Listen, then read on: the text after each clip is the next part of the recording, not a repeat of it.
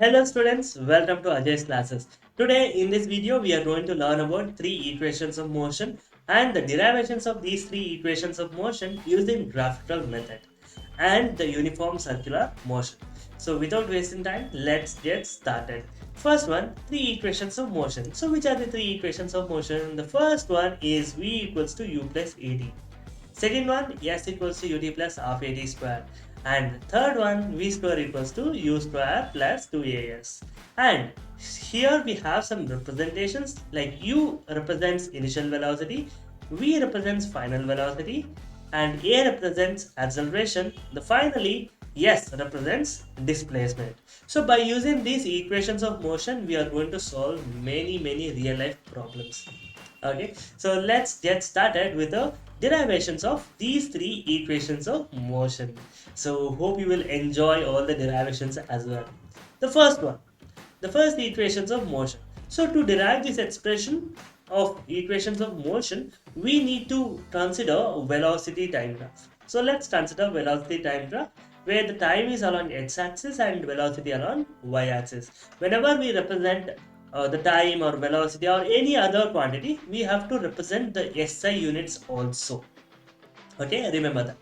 Next, so here we will consider origin as O and an object is moving with some initial velocity. So it is not moving with like zero velocity, it is not starting from zero velocity, it is starting from some initial velocity at point A. Okay, so now it will move with some increase in velocity and it stops at point P. Okay, so now we will draw some two perpendiculars from point B with respect to like x-axis one perpendicular and y-axis one perpendicular, and at the point C one more perpendicular which joins the point A. Okay, so this is the diagrammatic representation. So now we will consider different values for different points. So here for OA we will represent U, that is like initial velocity which is given the value of y-axis. Y-axis is represented by velocity, so OA will be the initial velocity and BD will be the final velocity, right? So next we have the BC value which is V minus U. So you know the math very easily. So BD minus CD will give you V minus U. So next we have OD which is time T. Okay, so these are the representations. From the graph, we can analyze OA and CD are parallel and similar. See, OA and CD are parallel and similar. So U can be denoted for CD as well. So CD also will be having the U value and OA will be also having the U value. Next we have BD, which is the big line which represents V, the final velocity. Then we have AC, which is equals to OD, which equals to T. So here AC is the line which is exactly parallel to OD, where the value of OD is T. So both are similar. Next, we know that from the velocity time graph, if you find out slope, you will get acceleration, right? You will get acceleration. Now, how to find out acceleration? We know you can use the slope formula, which is y2 minus y1 by x2 minus x1, or you can use this triangle ABC where BC by AC will give you the slope. The slope is nothing but tan theta. You can use that one as well. So tan theta is opposite by adjacent. There are many methods. Use any method which will be giving you some solution, okay, in a proper way. Now slope of AB, the curve AB will be having BC by AC. So now we don't know the BC value directly, but we got it by using V and U. So which is BD minus CD by AC. Okay, so now what is BD? And the slope of AB will give you acceleration, so we will write A for LHS, then that equals to BD is the entire length which is represented by V, okay, the final velocity, minus CD is this value which is representing initial velocity that we have already considered in the beginning, so that is U, divided by AC which is parallel to OD which is giving the value of T. So we just have to substitute these values and just cross multiplying T with A, you will get AT equals to V minus U. Just sending U to the other side, you will get V equals to U plus AT. That's it. So this shows the first equation of motion. So it is so easy, right? How to derive? It's so easy. Okay, so hope you have understood. Let's go to the next one. Second equations of motion. We will use the same graph. Everything is same to same, so no need to get confused also. Okay, so we know that from the graph, what all things we can understand. In this velocity time graph, if you find out the area under the velocity time graph, you will get displacement, which is yes. So that we have disclosed in the previous section, right? So now velocity time graph, if you find out the area under that, you are going to find out displacement for the curve. So now let us find out area under the curve, which is now the total area under the curve is OABCD. So if you consider AB is the curve, under that you have all this area, alright? So this area will be the total of OABCD. Okay, we have to find out the total area. So here we have two different shapes. So we can understand one shape is like a rectangle, which is OACD. Another shape is a triangle. So let us see. One is rectangle OACD plus area of triangle ABC, right? So now we are going to substitute the values by using the formulas. That's it. So area under the OABCD, the total area will give you displacement that we know, that is represented by S, equals to area of OACD. What is the area of OACD? It's a rectangle, right? So now rectangle, area of rectangle is length into breadth.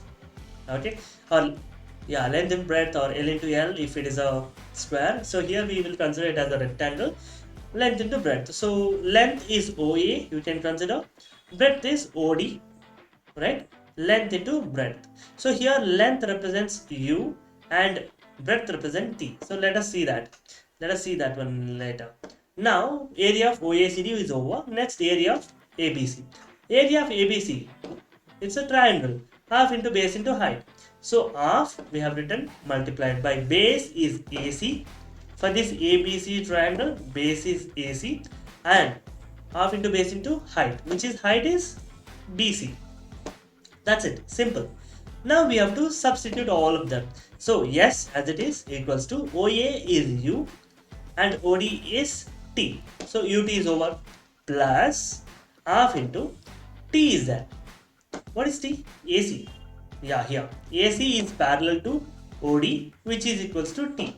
Okay, AC will be written as T. And what is BC?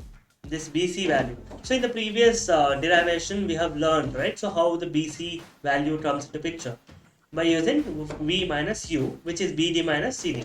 Okay. So now BC value will be V minus U. So now we will just simplify it.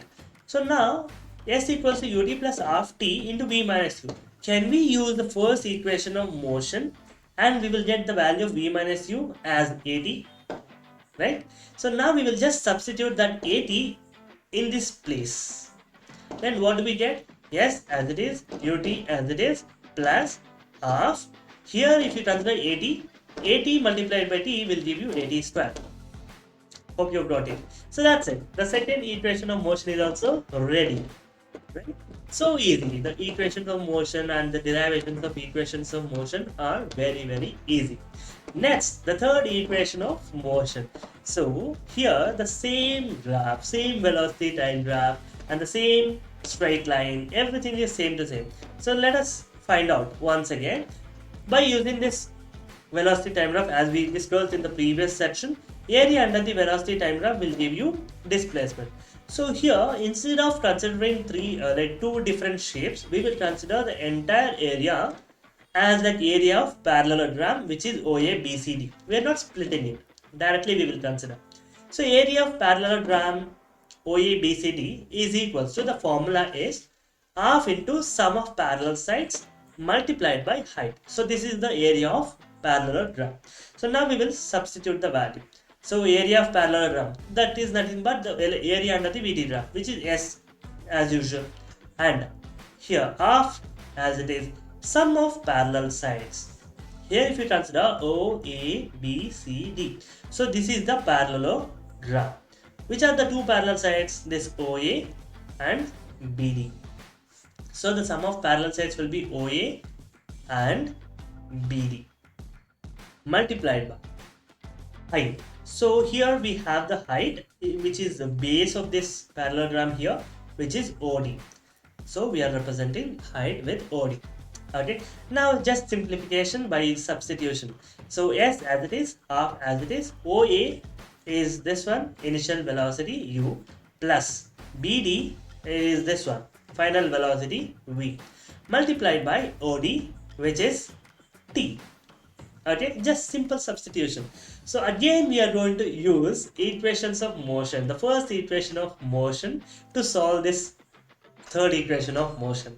Yeah, so we have used it in the second equation of motion as well, right? Yes, first equation of motion is so nice, it is helping everywhere. It helps to derive second and third equation of motion as well. So here in this formula we have s equals to half into u plus v into t. So t, from the first equation of motion you can write t equals to v minus u by a. Yes, right? So v minus u equals to at, that we have derived, right? So the same thing. From that, t equals to v minus u by a. We are just substituting the t value as v minus u by a, and we know that the like algebraic functions, right? Like formula a plus b into a minus b equals to a square minus b square. So here we have v plus u multiplied by v minus u. It is just in the form of a plus b into a minus b. So we will substitute and we will get v square minus u square. So easy. So here what do we do while multiplying here in the same manner like a square minus b square? We will consider this 2a and we will send it left hand side. So s multiplied by 2a will be 2as, and v plus u and v minus u will be like just like a square minus b square formula. Okay, so we got this one also. We'll just rearrange the formula. Just we will send u square the other side. Then we will get v square equals to u square plus 2as. That's it. We got the third equation. So the third equation of motion as well. So easy, right? It is not so difficult. Oh, initially the first case was just very simple. You just considered slope and you derive the first equation of motion. And the second equation of motion, just consider triangle, area of rectangle together. And the third equation of motion, area of parallelogram. That's it. So easy. So I hope you've understood. Let's go to the next concept, which is uniform circular motion. Yes, uniform circular motion. What is uniform circular motion? When an object moves in a circular path with uniform speed, remember uniform speed, this kind of motion is called as circular, like uniform circular motion. So now they are mentioning uniform speed. It is not uniform velocity. Remember, it is uniform speed. Okay, so here an object is moving with like in a particular speed, which is uniform speed, in a circular path. You can observe here the red color line. The object is moving in a circular path, right? Yes, at every point if you see the velocity, which is represented by vt, so the velocity is every time it is changing. That's why they are not considering uniform velocity, they are considering uniform speed. Speed doesn't matter, the direction doesn't matter for speed, right? The velocity, it has a particular direction. It's a scalar, right? Speed is scalar and the velocity is vector. Okay, so now velocity will be constantly changing in the uniform circular motion, but the speed is constant. Remember, speed is constant in uniform circular motion. Yeah, so here we have some terms where the velocity or speed, not velocity, the speed or in the uniform circular motion will be found out using the distance by time as usual. What is the distance covered in circular path? The circumference, right? The circumference itself, the distance. The speed equals to distance by time, which is circumference is the distance 2 pi r divided by t. And next term is acceleration. How do you find out acceleration? By using this formula, v square by r. And next one is the force formula, which is mv square by r. The force formula is like F equals to ma, right? So here the acceleration is v square by r. If you substitute m into a, which is v square by r, you will get the force formula. Sir, so we have this AC and FC. What does it mean? Yes. So here the AC and FC, they represent centripetal acceleration and centripetal force. What is this centripetal acceleration and centripetal force? So no need to worry so much. The basic idea is the centripetal acceleration is acceleration which is pointed always towards the center of the circular path. So here if you see the blue color AC and the arrow mark, which is always pointing towards the center of the circular path. And also FC, the green color. So the green color arrow is also pointing always towards the center of the circular path. This FC, the centripetal force, is also called as center seeking force. That means the force always wants to direct towards the center of the circular path. Hope you've understood. Yes. So now by using this centripetal acceleration, centripetal force, we are going to find out different values in the uniform circular motion. So hope you've understood. So no need to worry so much. Here we have different values like V, AC and FC, which will explain about uniform circular motion.